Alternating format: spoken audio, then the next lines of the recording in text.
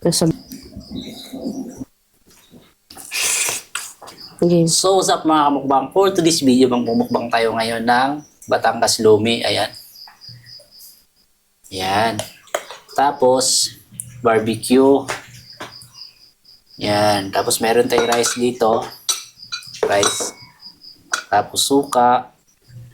Tapos, meron tayong condiments dito para sa ating Batangas Lumi. So para sa ating dessert, meron tayo dito buko shake. Ayan. So, dalawa pala itong buko shake natin mga kamukbang. Kasi kasama pala natin mukbang ngayon si Mishi Vlog. Hi mga kamukbang, what's up? So, bago tayo kakain mga kamukbang, siyempre mag-pray muna tayo. Siyempre, mag-lead ng prayer si Mishi Vlog. So, in the name of the Father, the Son, the Holy Spirit, Amen. Dear Lord God, thank you so much for this day and thank you so much for the food as well. Sana ito yung magbigay lakas for us and hopefully more blessings to come. And thank you so much for this blessing. In Jesus' name we pray. Amen. Amen. Okay na. First bite. Sarap. Cheers mga kamukbang. Ay mga kamukbang. Samahan pa ng Barbecue. barbecue. Sarap din ito. Yung isa nito 20 pesos lang.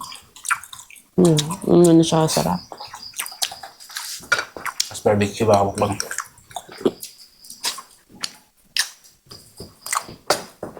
Sarap. Yun yung ang sarap. Hindi binudget yung sahog. Mayo, kainin mo yan, buo. Diet ko yun.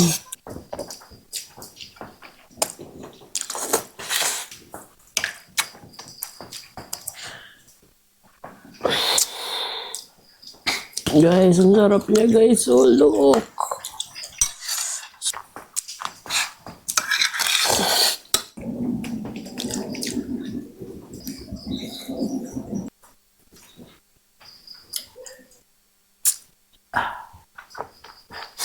Daming toppings guys, oh.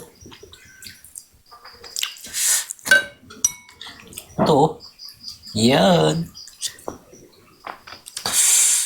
Wala yung diet. Sunod. So, itong Lomi ni Batang 110 good for 2 person talaga siya mga kamukbang kasi ang dami, eh. Yeah.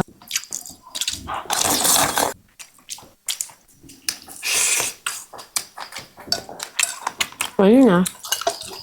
No more. Done. Sarap.